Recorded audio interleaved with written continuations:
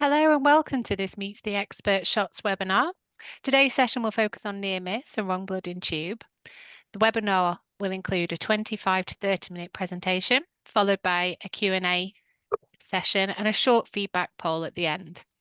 A few housekeeping points before we begin. Your microphones have been muted for the duration of the webinar.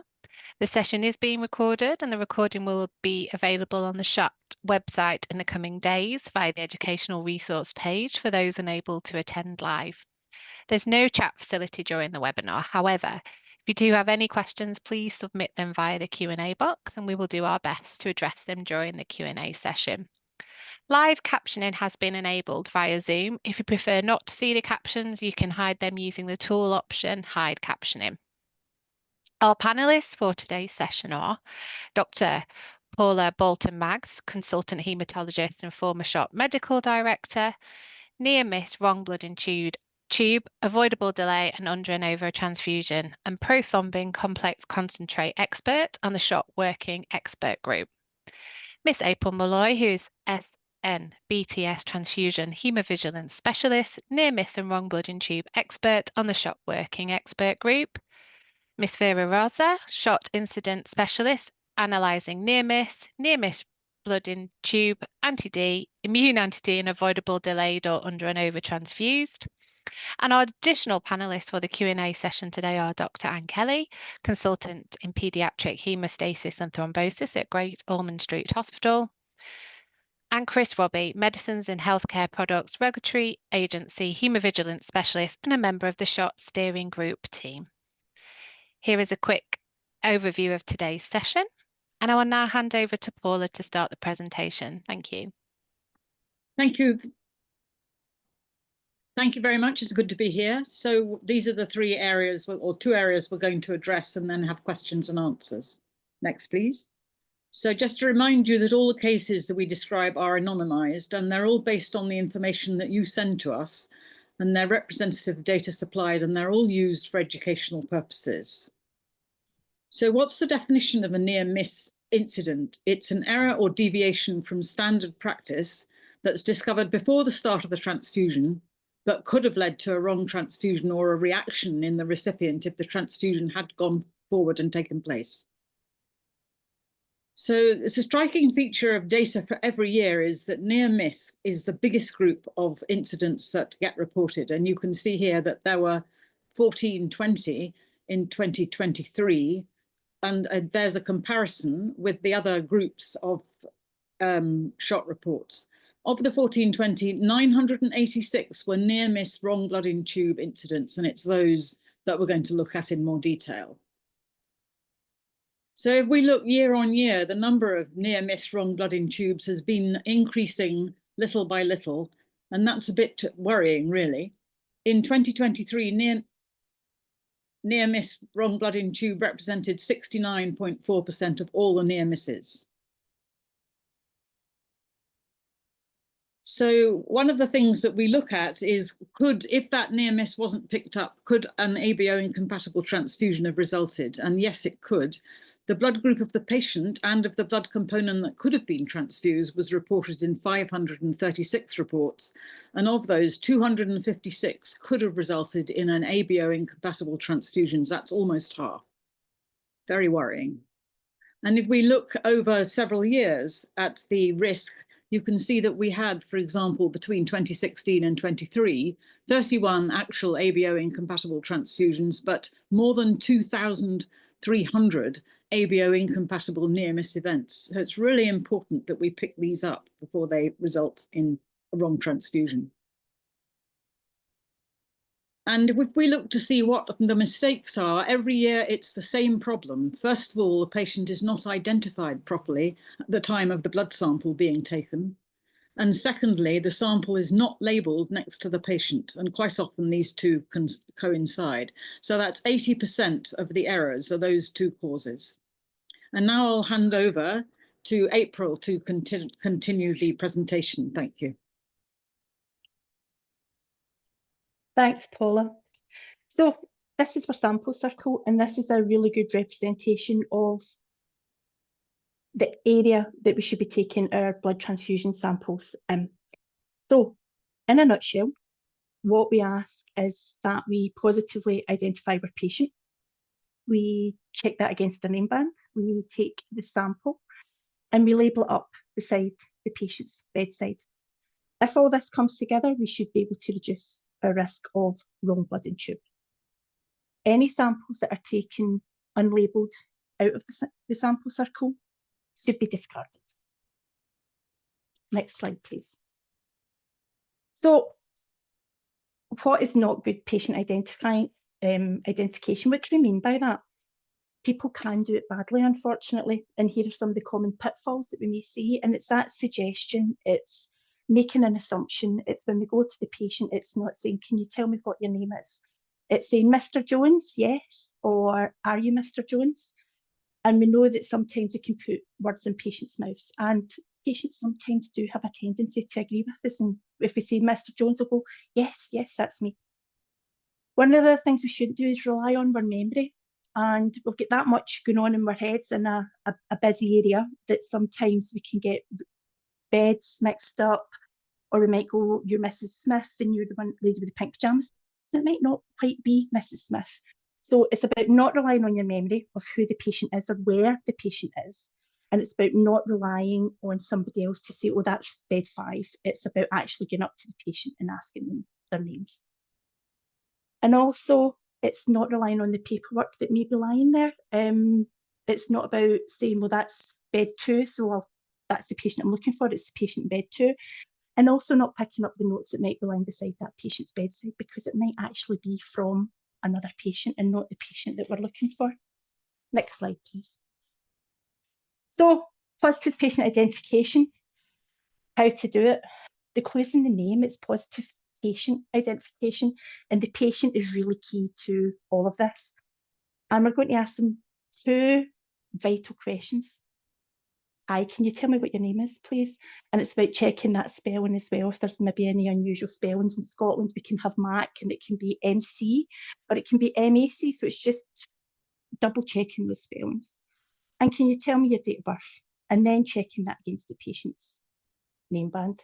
What we're looking for is for the patients to offer us this information independently. So they're telling us, not us saying, it's John Smith, is that right? Check it against their name band, and then check it against your relevant information, for example, your request form. Next slide. So we'll look at a couple of case studies. So we have a nurse asked the phlebotomist to take a group and save sample from the patient in bed 2. And the intended patient had been moved to another bed, and no positive patient identification was carried out before or after taking the sample. The phlebotomist then handed the blood sample to the nurse to label, and this was done away from the patient's bedside using the request form. So this incident highlights the need for positive patient identification. The phlebotomist had phlebotomist had taken a sample from the patient who's identified as a bed, so it was bed 2 rather than the patient. And unknown to that phlebotomist, the patient who had been in bed 2 was moved to another bed, so it was completely the wrong patient. At that point, no positive identification had been used. And as Paula had mentioned earlier, 44% of the WBITs in last year's report were as a result of patient's identity not being correct. And also, samples not being labelled beside the patient was 29% of last year's instance. So for both of these incidents, there was about 80% of the incidents included not identifying your patient and not labelling the patient's bedside, which we've seen in this incident. And finally, for this incident as well, the sample was handed to somebody else to label. We see that in about 7% of last year's reports. So moving on. So the point of the process where the error was detected. So this graph shows that the majority of staff involved in WBIT were not initially aware of the incident, with only 50 incidents last year actually been identified before the patient was booked in, which shows the absolute importance of our laboratory team in making sure that the blood is for the right patient. Many of the WBITs are undetected, could lead to potentially fatal ABOI incompatible transfusion, and the importance of the confirmatory sample can't be overestimated. Next slide, please. So the confirmatory sample is often called the second sample, is one of the most important safeguards that we can use in transfusion safety. Its main purpose is to prevent transfusion of ABOI incompatible blood due to wrong blood in tubes. The confirmatory sample should be taken independently from the first sample, ideally with a different person and at a different time. This helps identify if the first sample has been mislabeled or taken from the wrong patient, and sometimes it can actually be the confirmatory sample that's incorrect as well. If you have two samples at the same time and you've bled the wrong patient, or the label sample has been labelled for somebody else, both these samples will group identically and they'll be wrong, and that can lead to an ABOI. So that's the importance of having to do them separately at separate times. It should be two separate events, taken at two separate times, and ideally by two separate people. Next slide, please. So I've got another case study here. So a patient was admitted for surgery. The first sample was sent for grouping, and the patient came back as blood group O. And later, two more samples are sent. Both of these later samples were taken at the same time, but labelled 15 minutes apart. They were found to be different blood groups, blood group A, compared to the first one. So this case study again highlights the importance of undertaking the correct procedure for taking a confirmatory sample. It also shows the need to check if a confirmatory sample is required, because in this instance, two samples were required, but three were taken. Both samples taken at the same time were labelled 15 minutes apart. So the times have been manipulated. Both were wrong blood groups. And if the first grouping sample hadn't been taken, this potentially could have led to an ABOI. Next one, please. So we have a newly qualified nurse. Transfusion training has been suspended due to lack of resources, who took the sample, had filled out the request forms later at the computer away from the patient, and they selected the wrong patient details. The nurse had witnessed throughout their training that labelling blood samples always from the patient, away from the patient, was normal practice. Also, at this time of the event, the ward was busy and the nurses were rushing to help demand. So we'll get a newly qualified nurse who has witnessed throughout their training samples being labelled away from the patient. So this has become her accepted normal. She thinks this is, or he has accepted that this was probably normal practice. The training, which may have highlighted this practice as being dangerous, hadn't been given. It had been suspended, so it was a missed opportunity there. The request form was filled out after the sample had been taken, away from the patient, and again, it was selected from the wrong patient notes. So there's a whole multitude of missed opportunities here. Had the principles of the safety circle been used, this potentially could have prevented the incident. Staff who haven't had their transfusion training shouldn't be involved in the transfusion process until this has occurred. Next one, please. So the importance of pre-administration safety checks. Between 2015 and 2017, SHOT started to recommend the use of a pre-administration checklist. And this was followed in 2017 by a CAS alert supporting this as well. The red sections that you can see in the graphs indicate the number of ABO incompatible red cell transfusions, which could have been potentially prevented if the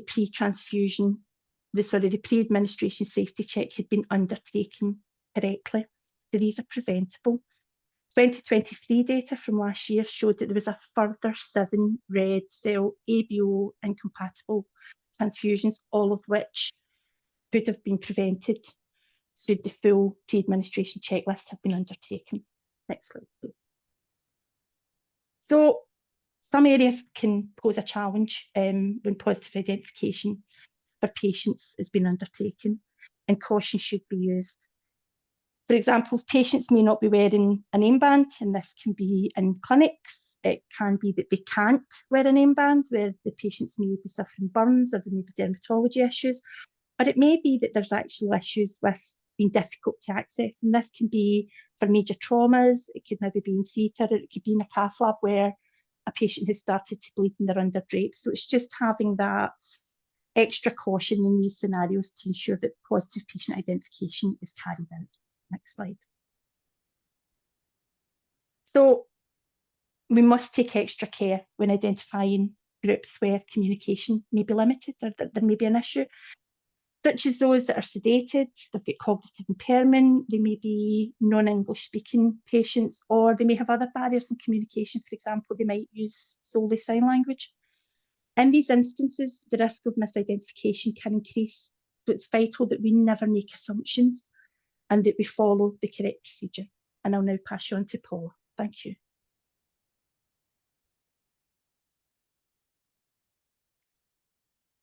So we are going now to talk about the maternity cases that we've seen in 2023. As part of the wrong blood in tube, we look at maternity cases. Just to say, it is a difference between maternity settings. We also identified as maternity cases, for example, a pregnant person that comes through emergency departments. But two themes that we keep seeing year on year, and this year we are going to see it again. It is a mix-up between the mother and the cord sample and the confusion in sampling twins. So we're going to look at a case study where a mother noted that her baby's blood group result, which was D positive, did not match with the cell-free fetal DNA result that was tested during pregnancy, which predicted the baby to be as D negative. So what has happened? So the placenta had been discarded into the general placenta bucket with the others. Each placenta was placed in an individual plastic bag, but they were unlabeled. And at that time, no cord samples were taken. So what happened, a second midwife retrieved what she thought it was the correct placenta from the bucket, took a cord sample and sent to the laboratory for testing. That is when was identified the baby as D positive, which was a mismatch with the cell-free fetal DNA. So a new sample was sent from the baby, which confirmed that the cord sample that it was sent to the transfusion lab was taken from the correct placenta. This was seen in 2023, and on a new report we see this as well, that the cell-free fetal DNA is actually having a role in identifying wrong blood in tube. But we are going now to, this slide is to highlight some of the challenges that are specific to pediatric and neonates that can make the patient identification more challenging in this patient group. For example, the wristbands, they are uncomfortable, they are poorly tolerated. Also, we need to remember preterm babies or babies with skin integrity issues that cannot wear the wristbands. The patient, when you are on neonatal unit, you have patients with similar appearance, and they are unable to positively identify themselves as they are unable to communicate. Also about the process, there's a change of name, so they move from baby or twin one to their given name, and the time that you need to take the cord sample, especially in the delivery unit, and then when the baby is actually registered and get registered into the system. And the environment where adult and pediatric patients are being cared in the same place. A basic case, it is the delivery suite, the delivery unit, and that is where it happens the mix-ups between mothers and cord samples. And then we have staff. Most commonly, these errors are in prescription, where non-pediatric trained staff are caring for children. But this can impact not just, as I said, is more commonly in prescription, but it can impact all areas of the transfusion pathway.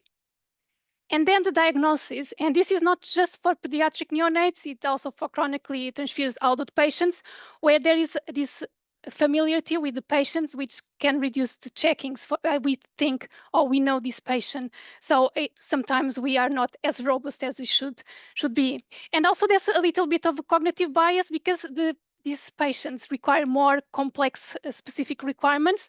So sometimes you are focused on having the correct components, have the correct specific requirements. And then sometimes you are more focused on that than actually on the patient identification, more, as I said, more sometimes associated with the feeling that we already know the patient. And now I'm going to talk about learning from near misses. This is not just for neonates, it's for all of the patients. It's not just for wrong blood in tube, it is all of the near misses. So in 2023, we looked at the 45 cases where formal investigation was not performed. And the reasons that they were given, it was because there wasn't patient harm involved, it was not required, it was not appropriate, it was not part of the trust policy. So we looked at these 11 when they said, okay, there is no patient harm involved.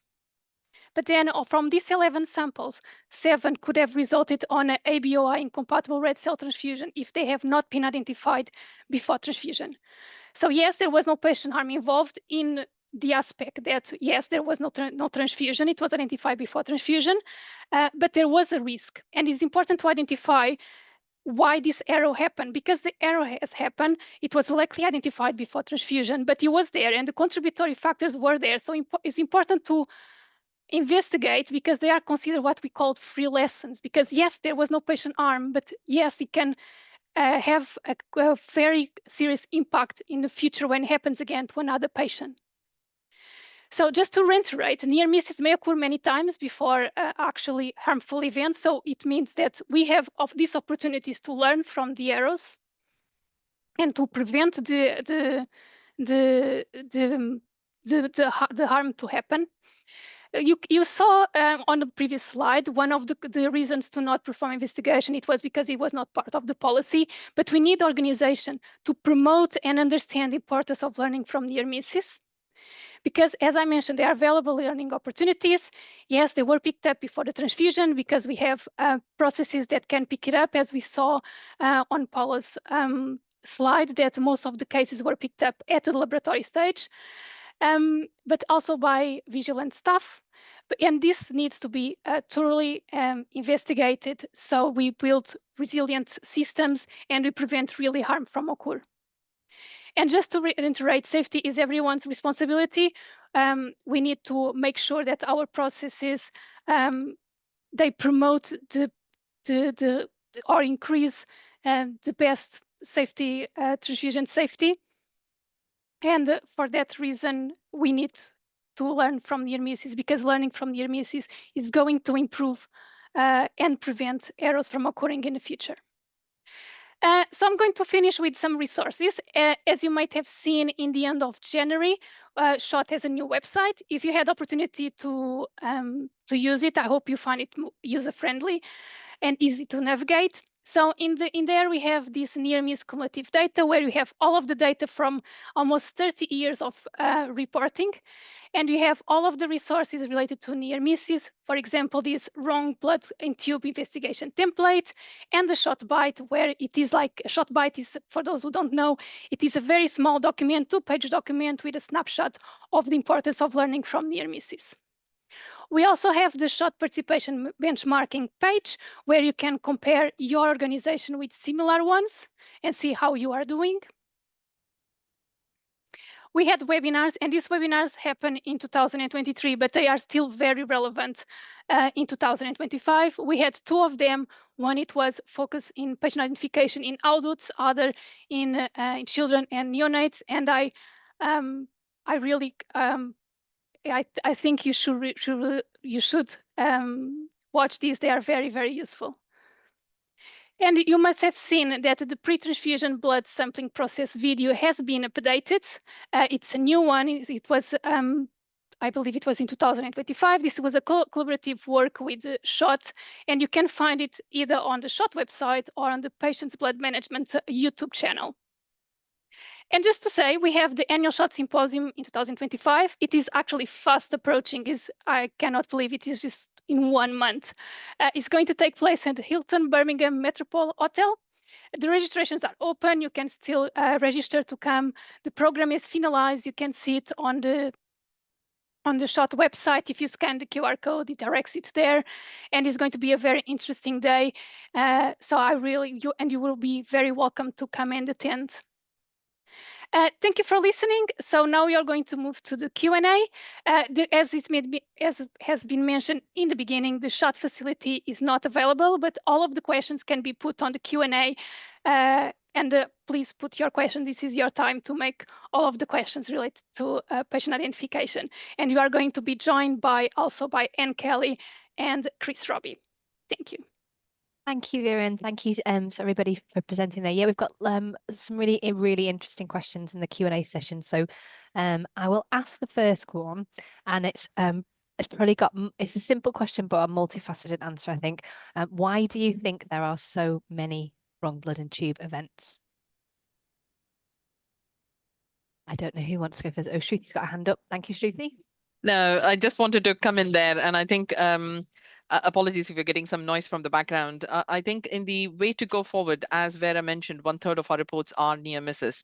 Now, from a hemovigilance perspective, we would like to see, yes, more near miss, but less of the actual events from happening. But I think the worrisome thing is, are we really learning from the near miss events?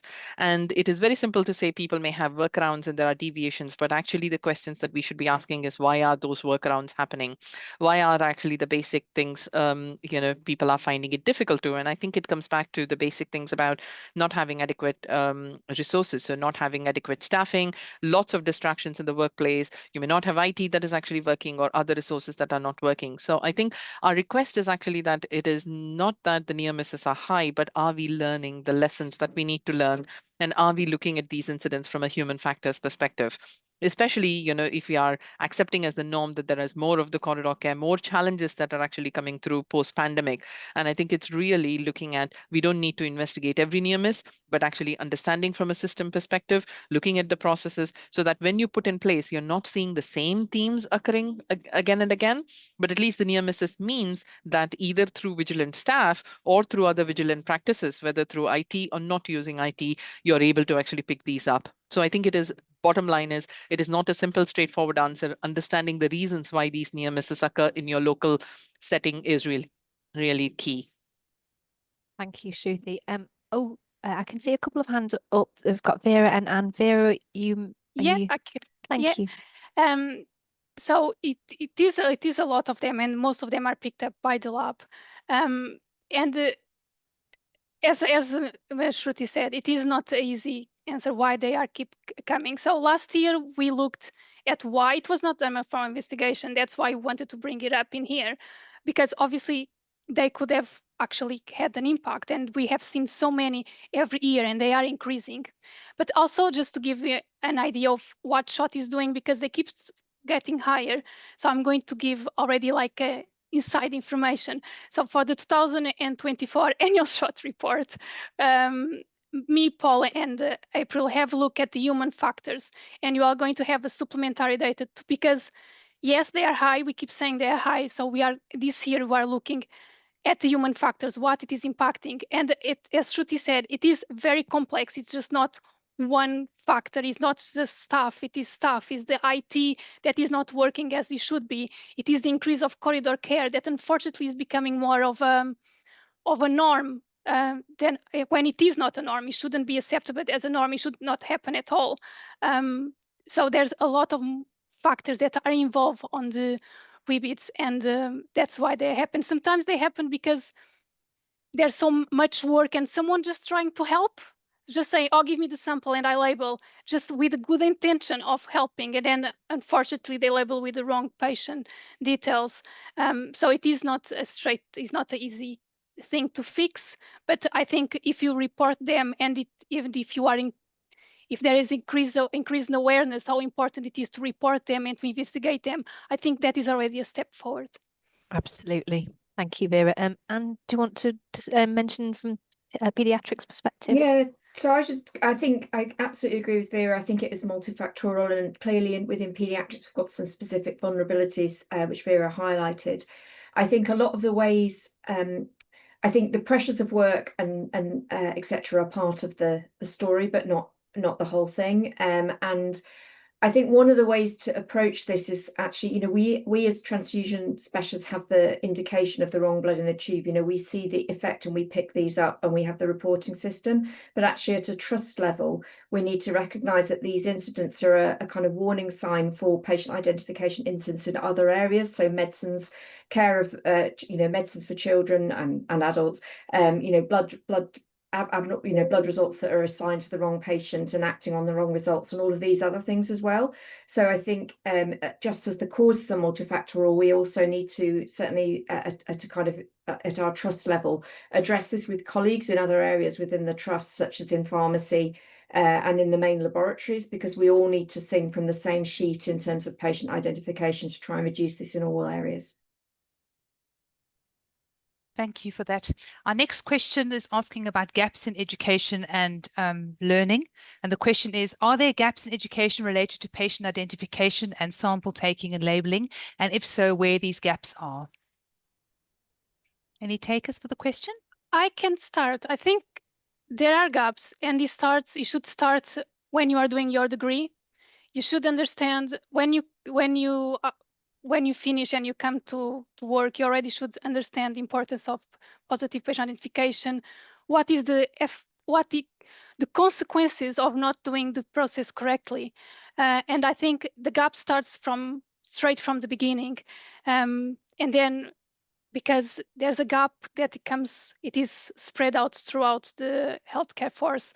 I think that sometimes the positive patient identification is mentioned slightly, like was almost like an afterthought, and it shouldn't be. It should be a crucial part, not just for transfusion. It is for all of the. It is the same for hematology samples. It is the same for giving the right treatments. You should give the right care to the right patient all the time. Obviously, in here we're talking about transfusion, but it is for all of them, and this should be a crucial part of the education, as it can have a huge impact on the patient for transfusion, for their care in general. Thank you, Vera. Over to you, Shruthi. Yeah, no, I think it also relates to, I think, a question that has been put further on. Has this become the norm? And I think I would like to say that, yes, there are gaps in education, and I agree with Vera. It is both in the undergraduate level because things are getting diluted. So I think understanding this basic thing about accurate and complete patient identification, which is fundamental to all aspects of patient care. But equally, I think there is something about people are told what to do and how to do it, but not the why. And therefore, I think, people need to understand what is the impact, what is the potential impact of actually then missing this step out. And even to this day, we still have, medical professionals and other clinical professionals asking, what is positive patient identification? So, it is an understanding those and drilling these principles in so that people are able to understand the why and therefore potential impact on the patient. And it is not just in transfusion, as we have said, it could be a wrong microbiology result as well, or a wrong, full blood count or a biochemistry result. So I think it is so fundamental. And how do we actually engage with patients? So I think that is really, really important. Thank you. Thank you, Shruthi. Over to you, Chris. Hi, apologies for not putting my camera on. I can't get my screen and camera to work at the same time. I possibly should have prepared that sooner. But I'll get to sort of education in a second. I'll complete the circle. But I just wanted to point out that although blood safety and quality regulations only cover the quality and safety of the blood, they are quality regulations. They are principles, and those principles can apply in clinical areas and to other areas where you want to build a quality system. So the principles are already there. They're in the good practice guide, and they will cover, education and training as well. So it's about making sure that you've designed your process. It's about making sure that your process works and that you've tested that it works. So for example, trying to find out why people don't do these things.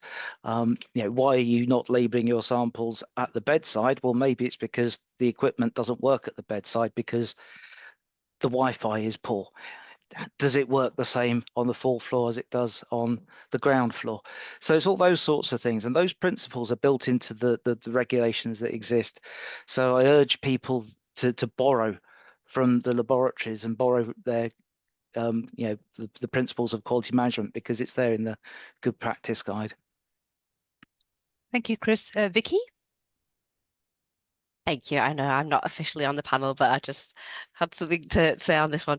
I know it is the education, and I think Shruthi is really key. It's the why. in there, because we see a lot of these reports coming in where people know what they're supposed to do because they're finding ways to circumnavigate it. So like writing a time on that's further in the future, because they know that's what needs to be done, but it's not really understanding the ramifications. I think it's a combination of not being able to physically thinking, oh, I'm at the patient, I'll do it now, because otherwise I'll be pulled around to something else. So people, it's not, I think the lack of education isn't really surrounding what's supposed to happen, because I think that's probably embedded now. I think it is, yeah, really is that why and the impact of it that we see a lot. So thank you. Thank you. Thank you. And following on really from what Vicky was saying there's a couple of questions here around the same topic to do with what is that difference in the times between the two samples? If you're having two samples, what do we say about the time and the number of people and the events? What would you guys say? Shruthi's got a hand up first. Thank you. I think to my knowledge, there is no defined set of time that needs to be actually then between the two samples. But it's important to note that these two have to be treated as two distinct events. So it may be the same person taking the two samples, then it may be 15, 20 minutes between the two physically possible, or it can be two different staff members. But I think that should be completed as a continuous process, taking the sample, first checking the identification, taking the sampling, labeling, and sending it out. So I think there is no prescribed time difference between the two, as long as you're actually managing those two as two distinct events.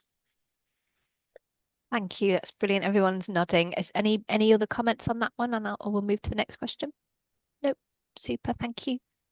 Thank you, Shruthi. One of the questions talks about using electronic bedside checks and asking if it's better than using and safer than using a manual check. Yeah, and I think this is always the tricky. So, having vein-to-vein IT is one of the recommendations from SHOT. Sorry, I jumped in before without raising my hands. And I think there has been a paper a few years ago, which was led by Professor Mike Murphy, and again, electronic vein-to-vein systems and how they reduce the incidence of incorrect blood component transfused and wrong blood in tube. But equally, if you look at the IT errors that have been reported to SHOT, then we also then see that you can potentially replace one type of errors with another type if you're not following IT properly. So I think the bottom line is that we need safe implementation of IT, safe use of IT, and not avoid any over-reliance. So when you're using IT, it then becomes an additional check. The primary check should then be still the person asking the patient and having that positive patient identification. So, ultimately, we don't need to actually then just say IT will provide the solution for all types of errors. It is actually just important that, we have seen new type of errors either through complacency or scanning the barcodes that appear on a computer screen rather than on a patient. So there are different types of errors. So don't just sit saying that the IT will solve the problems. Yes, it can actually then potentially bring in the solutions, but that also needs to be actually then implemented appropriately, and staff need to be trained appropriately as well. Thank you, Shruthi. Over to you, Chris.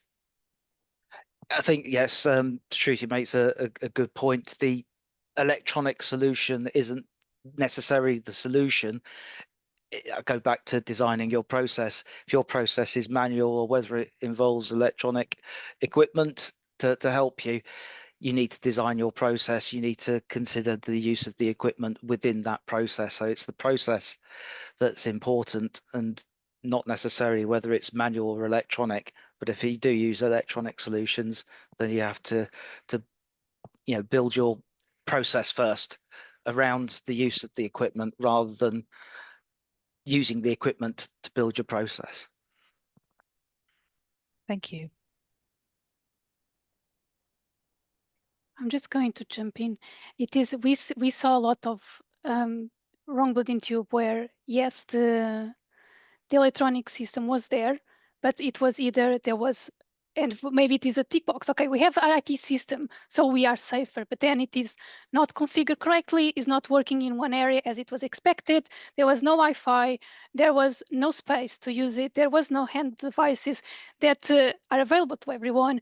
So sometimes that's what Chris was coming. When you are designing, you need to look at how every part will interact when introducing the new IT system. And you have to make sure that IT system that you are selecting and you are implementing is fit for purpose. Sorry, Paula, jumped in front of you.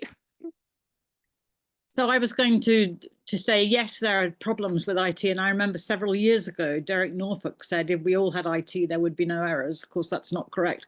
But let's not lose sight of the fact that a vein-to-vein IT system used properly is the safest way to do it. And there's published evidence for that. So we should be promoting it, accepting that we need to do it properly. Thank you. Thank you. There was a really interesting question from Alison. Do you think we have a shift in culture where this is now accepted as the norm, i.e. basic checks not being completed? Paula, is that a legacy hand, or would you like to answer this one? Well, You've nominated yourself. Yep. I'd still like to say that, yes, I think bad practice has crept in because people are so busy, they take shortcuts and go round corners that they shouldn't. And it's just exemplified by that case that you showed, where the student nurse had observed wrong practice and thought that that was okay because it was the norm. And I think it does creep in, and we should be very careful to keep our standards, or keep the hospital standards high, but I'm not sure how you do that. Thanks. Yep, Shruthi, yep. And I think just to add to the point, it takes a lot of perseverance. And somebody had also commented that it actually takes a long while to change the culture and also, practices. And I completely agree with that. And I think it is also important to challenge unsafe practices when you actually then see it, constructively challenge, so that actually, and challenge the norms. And I think, how do we welcome diverse perspectives? Like, not just settling this is the way we have actually always done it. So I think post-pandemic, there is actually increasing pressure, that, oh, this has always been the case, the way that we have actually done that. So I think it is actually always coming from, safety to be the guiding principle, and how can we actually then change it? And there is a danger that if we all don't take that shared responsibility and question and change practices, then it becomes, everybody would then say this is somebody else's problem. So I think all of us should be actually then, taking it upon ourselves to actually then ensure that we follow as well as we question any unsafe practices. Thank you, Shruthi. There's a question here for maternity. How can the cord and maternal sample mix-ups be prevented? Oh, sorry, I should have put my hand up. No problem, Anne. Yeah, sorry. Just started talking. I think it's all about having a defined process for your unit about how you're going to do it. So there are various things you can do. You can have different sized bottles routinely. So a little bottle for the cord sample and a big bottle for the mother. I think most people would do, for example, the cord sample first, deal with that as a transfusion episode, as it were, send that off, and then take the sample from the mother. I think the problem is often they're sent down together at the same time, but I think it's partly about that, and again, like the example you had with the placenta in the bucket, clearly it's got to be at the point with dealing with one mother, one placenta, one cord sample, deal with that, and then move on to the next. And if they've forgotten to take the cord sample, then unfortunately they're going to have to bleed the baby. But I think it's about the processes in the unit, and there are things you can do to help, like the size of bottles or different coloured bottles, for example, like a red top EDTA and a purple top EDTA. There are different things, so different units will have different solutions. But then I think it's down to staff training and education, and again, as everybody was saying, the importance of staff understanding why this is critically important, that it's done correctly, and then they're more likely to do something when they understand the point of it. Thanks, Anne. Oh, sorry, Karen. I think that falls into a really interesting question from Malini. Could it be because there's a lack of transferring to staff the severity of why we need people to do it correctly? I'm not saying you have to carry on the question, Anne, but somebody else, what do you think it is a lack of understanding of why it's so important?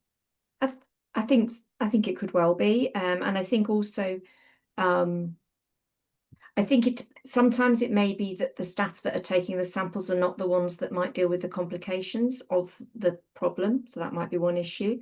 And again, yes, and fortunately, ABO incompatible transfusions in everybody's individual practice will be rare. So most staff will have never seen the consequences of that to their own patient group. So I think it is about education and understanding how severe and significant these errors can be. Thank you, Anne. Shruthi? And it's just, I think, only other thing that came to my mind was actually the assumption that somebody else further down the process may be able to pick it up. And I think it is avoiding those assumptions. And I think the mantra should be, you're getting it right first time, every time. And I think in this, it is, it is people understanding the whole process end to end and understanding how every one of their actions actually contributes to the safety or can threaten safety if there are any workarounds. So I think, and if there are workarounds, then understanding why those workarounds are actually present. So the vein-to-vein audit does actually then help you to understand what are the system factors there that have, necessitated those workarounds, and therefore then address those causes that are resulting in those workarounds. So I think it is really necessary to actually question whether our SOPs are also actually fit for purpose, and is our processes, and as Chris mentioned, are our systems set in place appropriately. Thank you. Our next question is from anonymous. When is a WBIT just a transcription error, and when is it a WBIT? They think their trust rate of WBIT is very low as they take the alternative view. Any takers? I'm not sure what the question is asking actually there. It doesn't matter if it's in the name, or if the name on the tube isn't the same as the patient's blood that's in the tube, it's the wrong blood in tube. Thanks, Paula. I didn't know if they were implying like to spelling mistakes and things, which are obviously that's clearly important as well, to make sure that the samples are correctly labelled. But yeah, I agree with what Paula just said. If it results in a tube that is labelled with the wrong person's details, then that's a WBIT, and it should be reported within the trust as such. No matter what the cause of the WBIT is, whether it's it's labelled wrong, or however they've ended up at that, all route ends up with the wrong blood being in the tube.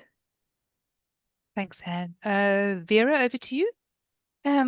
Yeah, just to reiterate, I was starting the wrong blood in tube. It means you have the wrong blood compared to the details that you have on the tube. So that is the wrong blood in tube. I think when it's transcription error, I think maybe we're talking about the zero tolerance policy that we have in the laboratories. So that is different. So that is when the laboratory doesn't accept a sample that doesn't match completely with the request form and the patient details. So that would not, if for example, the date of birth is wrong, it is going to be rejected by the lab because he has a zero tolerance policy, but it's not, that doesn't mean that is a wrong blood in tube if the right patient was bled. I think that is different, two different things. Wrong blood in tube, it means, yeah, it is the blood inside the tube. It is the wrong patient compared to the details. That is the difference. Thank you, Vera. Paula, do you want to add something? I do, because there's a link. Hospitals that have a slack approach to those sort of mistakes also have an increased incidence of wrong blood in tubes. So attention to detail is really important. We shouldn't accept samples that are not correctly labelled. And it just reminded me of a case we had a few years ago where an adult triplet had a wrong blood in tube because they assumed that she was one of the other two. And it was difficult because they all had the same date of birth. They all lived at the same address, even though they were adults. They all had the same family name. They all had first names with the same initial. So you have to be really careful to, and asking the patient, of course, is a great help. And she was the one, the patient herself, who picked it up. Thank you, Paula. Chris? Yeah, I think it's, whether it's a wrong blood in tube we're talking about or a near miss incident, within the presentation, it said the reason why some of these weren't investigated is because there was no actual harm.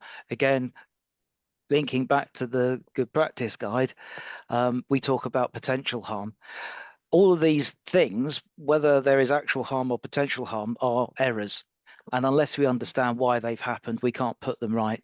Because I think near misses, whether wrong blood in tubes or anything, it's a good indication of the health of your quality systems, which reiterates what Paula was saying. If you have a high number of these near miss incidents, you shouldn't rest on your laurels. You need to make sure you understand why they're happening and then put in place, because sometimes the reasons why these things happen can be varied. Just because it's a wrong blood in tube, just because it's a sample processing error or whatever.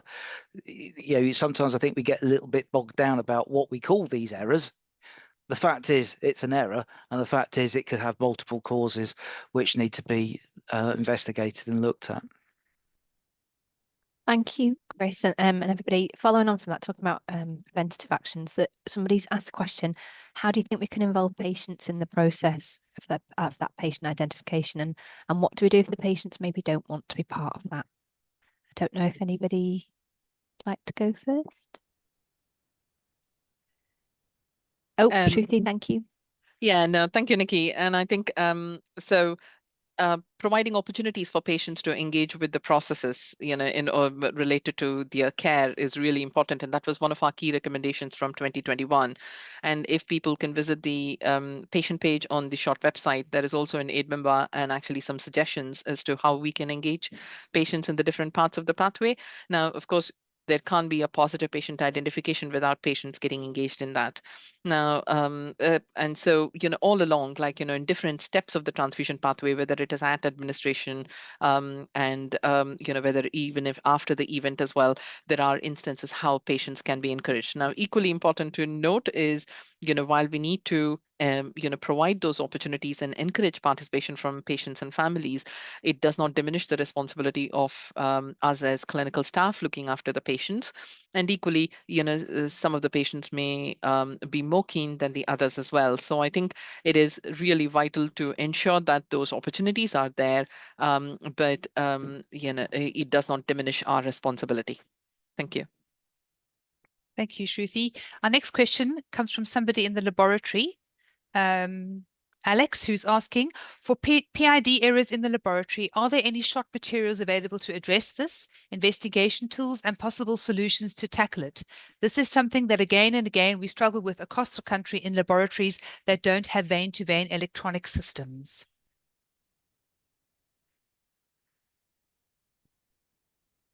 I think in general, again, there's no separate. So we have a wrong blood in tube investigation template. Now that actually then looks at where the error has actually happened. But I think whether it is in the clinical or whether in the laboratory, it is actually then asking those human factors principles-based questions. So you're really looking at all the contributory factors and what are the preventable factors that you are actually then seeing to that. So I think application of any of those, like the questionnaire, any human factors-based questionnaire would then be able to help identify those factors. And depending on what you find, that will actually then give its a way itself for the corrective actions as well, or the preventative actions. So if you see that there is actually a communication issue, that is what you're actually then doing. If that, if you're actually then looking at IT, that may be one as well. So I can't say that there is a specific one for the PID errors in the laboratory, but I think using those principles would help. Sorry, Vicky, you've got your hand up. Sorry, I'm going to jump in again. Just say, thankfully, sample mix-ups in the lab are rare, which is a good thing. But I think it's all your good principles of practice, isn't it? Dealing with one sample at a time, just doing with one patient at a time. It's all those kind of things, having your workflow set up. And I know that's really tricky when you're short-staffed and you're juggling, you're bringing the phone and dealing with things. So I think, yeah, it's just really looking at those environmental and workflow kind of factors that really do kind of impact in the laboratory, rather than because it's hard because it's two tubes, it's anonymous, but hopefully when you get there, they should be labelled separately, so that kind of reduces the risk further. But it's more when you're aliquoting and doing different work off that. But yeah, just normal safe work processes, and the environmental factors probably a bit more important in that case. Thank you. Thank you, everybody. The next question's from Emily. This one's talking and asking about historical wrong blood in tube events, and their trust have recently had a few a recent case, but they're struggling to get information. Would you like SHOT still to be reportable, and would you like the investigation to carry on? I don't know if Vera, as the incident specialist who receives those, would you like to answer that one? Yeah, we receive historical wrong blood in tube even from 2003 or from 1990. We receive from any point that when it is identified a wrong blood in tube. It doesn't matter what it is the time frame. We appreciate that most of the times there is no information available at that time, but at least there's a record of the wrong blood in tube, and the investigation is carry on. So yes, the simple answer is yes. And Shruthi? Yep. No, I just wanted to mention, I think if I recall correctly, either last year or the year before, we did have an ABO incompatible transfusion following a historical WBIT as well. Yeah. So I think it is actually just understanding. So I think I completely agree, Emily, there may be limited information from real life data as to what you can actually provide, but it is just useful to reiterate, take home message that, why the two samples are important. And I think using these kind of learning cases would be actually really useful. Chris? I think this is a good opportunity to point out that sometimes knowing who made the error is not necessarily the most important thing. The fact that an error has occurred, you want to be looking at the processes. And with historic ones, perhaps in terms of just the investigation, you can say, on a more practical level, we've reviewed our processes at the time and we've reviewed our processes now, and our processes would have picked this up or would have prevented it. So in terms of documenting it, you can just review and document that that's happened. But it is important, as you say.